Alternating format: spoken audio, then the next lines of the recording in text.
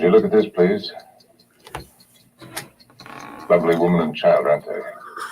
I think so. There's quite a story behind these two. It's not a pretty story. It's powerful and relentless and completely different from anything you've seen before. It's a big story with a big impact of a hunter who stalked the land from desert hell to mountain hideout for the deadliest of foes, the Bravados, 2 white men, a half-breed, and an Indian, whom he vowed to find and destroy for what they had done. Who's that, sir? Don't you know? I never saw him before in his life. Came to see you hang. Do you remember that woman? No. She begged and cried and pleaded too, didn't she? Please, let me. Don't do it. I know how you feel. Go after them, Jim, and catch them. Get them before. Kill them! Kill them! Kill them! Look at the picture. What about her? Who is she? She was raped and killed.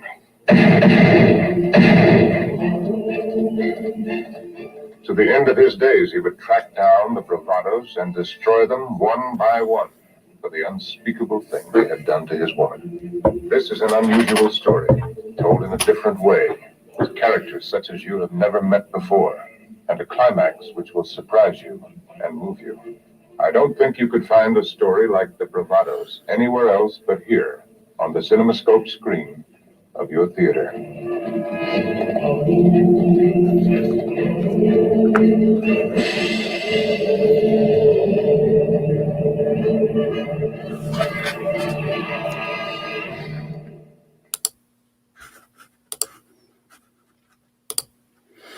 Well, good morning, everybody. Hello there, cowpokes and cow ladies, and welcome to the Saturday Morning Western Roundup. Today we're going to talk about the Bravados, 1958's Gregory Peck film, directed by Henry King. Now, when I suggested this film to be part of the series here, I remembered it differently. I remembered it better. I watched it last night, and this is an uncompromising film. It's a revenge tale, and I love revenge tales. And the one true thing in that trailer is that it does have an ending that it will surprise you and move you. But getting to that ending is the problem. There's a lot of slow spots in this film, and Gregory Peck, who's a phenomenal actor, and I've liked him in other Westerns, particularly The Big Country, seems uncomfortable playing in Westerns, at least in this one. He seems like a guy who's really uncomfortable handling guns because he handles them really badly. He throws the bullets, and he almost seems surprised when the guns go off. And he has some theatrical motions and movements in this film that sort of bother me. But having said that, it does have a great cast in it. And in one bit of incredible bravery, I would say, the Bravados, the bad guys, which, by the way, they never did tell you why they're called the Bravados in this movie. They mention it in the trailer, but they never tell you in the movie. But anyway, they're locked up in the jail, and they're waiting for this hangman to come from another town. And when the hangman shows up, you're expecting some kind of hard-bitten dude, that you've seen in a million different Westerns. And the hangman is actually one of their guys. He's there to get them out of jail. And the hangman is played by Curly Joe DeRita of the Three Stooges fame. If you watch the Stooges when they were on TV in the 60s, after Curly had passed, after Shemp had passed, and after Joe Besser had passed, the final guy when they made those movies and the TV shows in the 60s was Joe DeRita. And he plays this Well, he's a killer. He stabs the sheriff. It's a small role, but it's like, what the heck? Now, if they had gotten the real Curly, Curly Howard to play that role, can you imagine that? What a great movie that would be, So you come to hang us, huh? Certainly. Now that's a movie I would watch. But it's beautifully shot. It's beautifully, the cinematography is great in this film. The acting is great.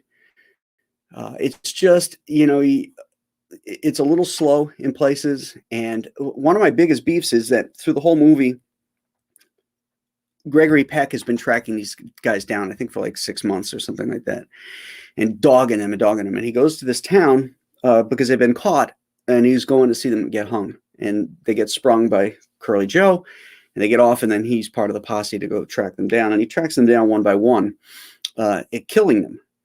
But so you're building up to this revenge, like he can't stand these guys for what they did to his wife. But every time he kills one of these guys, it sort of happens in a very undramatic way. When Lee Van Cleef gets it, I turned to Julie and I said, did he just shoot him? Because the camera was on him as he was like swinging his hand. Again, he must have thrown the bullet at him. And so it was very unclear. And then when he kills the second guy, he ropes him and throws ropes him by his feet, kind of hog ties him and throws him up onto a tree, and he's hanging upside down there. And that in and of itself isn't going to kill you. So we don't know really how he ended up getting killed. And then they showed you the Stephen Boyd scene in the trailer. And, he's so close to him again, he kind of throws that bullet, and it doesn't even look like it was pointing towards him. It looks like it would have gone right by him. So some poor choices there, because these are those crescendo moments that, should really be, I think, handled differently. In the hands of, say, a John Ford, those sequences would have been much more powerful, I think. Even if you're going to do it off screen, have the death happen off screen, so you're not going to show it. There's more dramatic ways to do it. So that's the Bravados. Not a great film. It could have been, but it does have a really, really twisting ending that it's worth the wait to check out. So let's say good morning to everybody who's here. We have our usual cast of cowboys. Pop Culture Avengers here. Good morning, sir. Fearless Freep is here. Good morning to all. Dr. Mask is here. Hello, sir. Ooh, Dr. Mask says he loves the new Compass Comics t-shirts. Red on black is sweet. Yeah, I think they look amazing. There's a t-shirt and a beanie, which I need for this bald head in these cold northeastern winters. And I can't wait till they arrive. They look really great. Past Master Dan is here, and he's referencing Tombstone. George Travelos is here. Good morning, George. Stat Zero is here. Good morning. Rob Fellows is up over the pond there. Good morning, Rob. You're wasting a lot of good lumber. A tree does just as well. Yeah, that's a good line.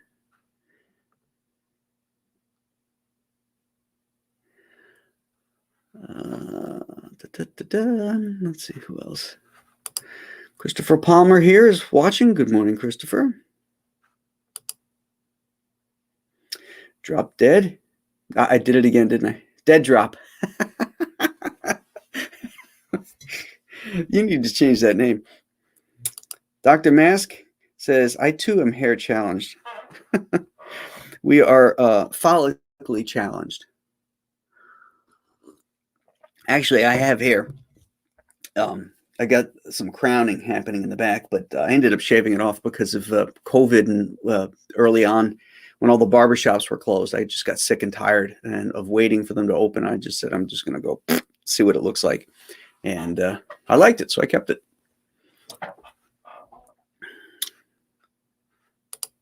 Johnny Rando just popped in. Hello, Johnny.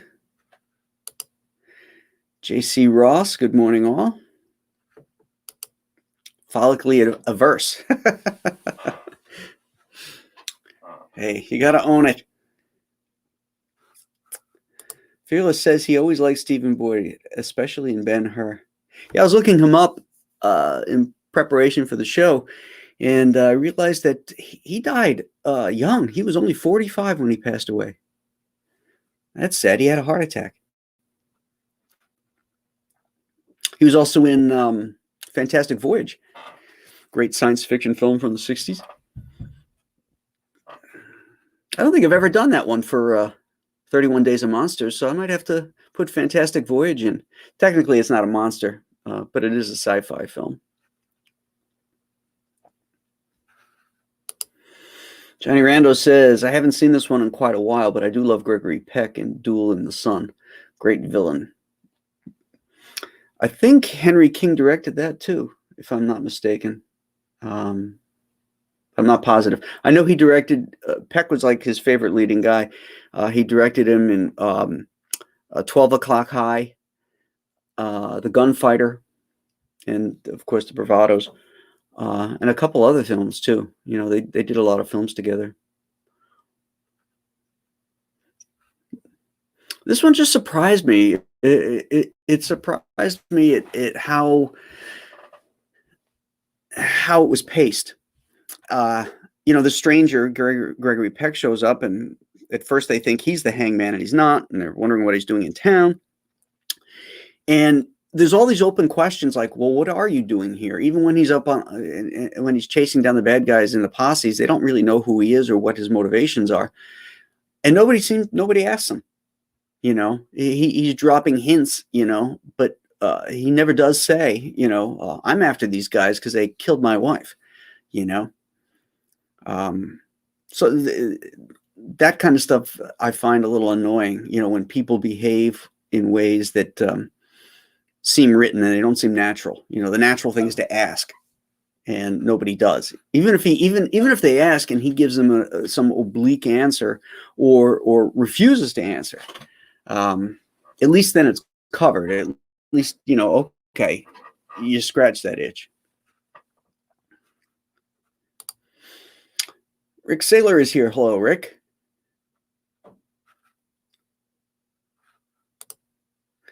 Have they ever done a stoner Western, Asking for a Friend? Not that I'm aware of. Feel very uneasy in the scene where Bill Zachary is caressing the rope attached to Emma, worse than when he attacks her off camera later on. Yeah, he's a creeper. He's definitely a creeper in this. And he says he's got a weakness for women. And Albert Salmi realizes what he means, and he leaves him to his own devices there. It is a creepy scene.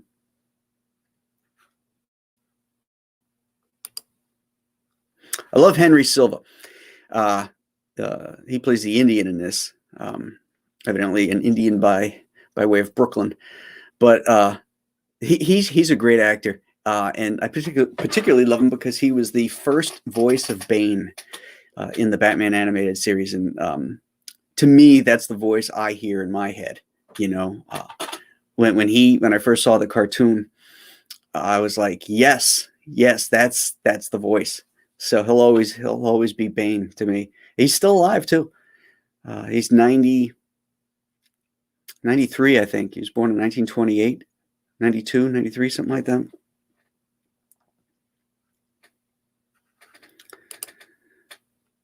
Oh, people saying good morning to each other. Rustler's Rhapsody is a Western for stoners with Tom Berenger.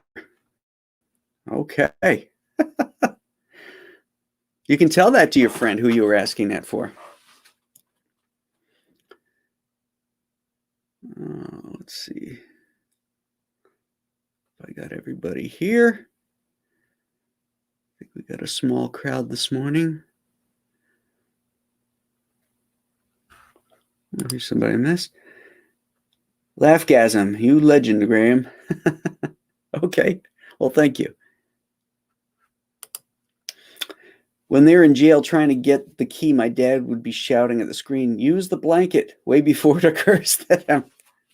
I thought that was a really cool scene because there was no cuts, so the blanket actually worked. It wasn't like they had to set it up or anything like that. They just kept doing it until the blanket brought it close enough for them to grab the keys. I like that.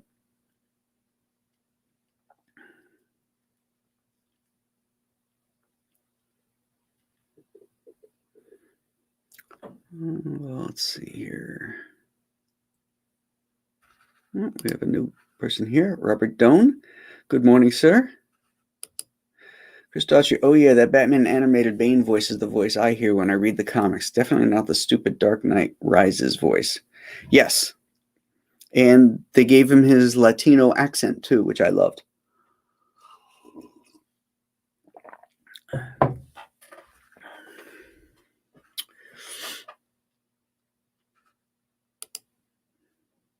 He is. He is. According to IMDb, he's still alive.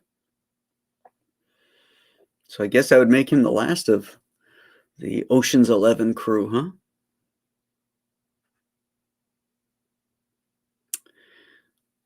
All right, my friends. That's going to wrap up this Saturday morning Western Roundup. And since we mentioned how John Ford would approach it, we're going to do probably John Ford's last great film. The Man Who Shot Liberty Valance is going to be on tap for next Saturday.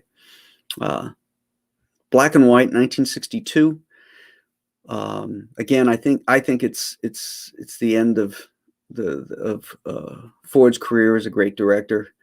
Love this movie. It's got John Wayne and Jimmy Stewart in it, and Lee Marvin is just a great bad guy as Liberty Valance in this film. So we'll talk about that next week. The storytellers will be on a day early this week. We had to make a little schedule change to talk to Brett Blevins. And Brett and I are going to talk about his storytelling approaches, but we're also going to be talking about our new book that's coming out in April from Aftershock called The Girls of Dimension 13. So be showing some art from that and talking about the book, and that should be exciting.